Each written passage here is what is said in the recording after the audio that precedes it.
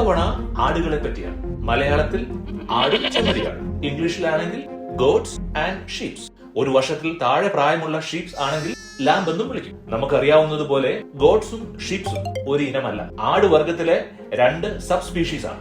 2 ഇനങ്ങളുടെയും പൂർവികരുടെ പൂർവികർ കാട്ടാടുകൾ ആയിരുന്നു എന്ന് മാത്രം. ആടുകളുടെ പൂർവികർ ഇറാൻകാരാണ് എന്നാണ് പുതിയ DNA പഠനങ്ങൾ കാണിക്കുന്നത്. ബിസോൾ ഐബക്സ് എന്ന മലയാടുകളിൽ നിന്നാണ് 10000 വർഷങ്ങൾക്ക് മുമ്പ് ഇവർ മനുഷ്യരുടെ കൂടെ ഇറങ്ങിത്തിരിച്ചത്. ഷീപ്സ് അഥവാ ചെമ്മരിയാടുകൾ കുറച്ചുകൂടി പടിഞ്ഞാറ് നിന്നുള്ളവരാണ്. അവർ യൂറോപ്യൻ മൗഫ്ലോൺ എന്ന കാട്ടാടുകളിൽ നിന്ന് രൂപാന്തരം പ്രാപിച്ചവയാണ്. ആട്ടിൻപാലിന്റെ ഔഷധ ഗുണങ്ങളെ പറ്റി നമുക്കറിയാം. ദഹിക്കാൻ എളുപ്പം, ആന്റി ഇൻഫ്ലമേറ്ററി, ആന്റി അലർജിക്, അങ്ങനെ.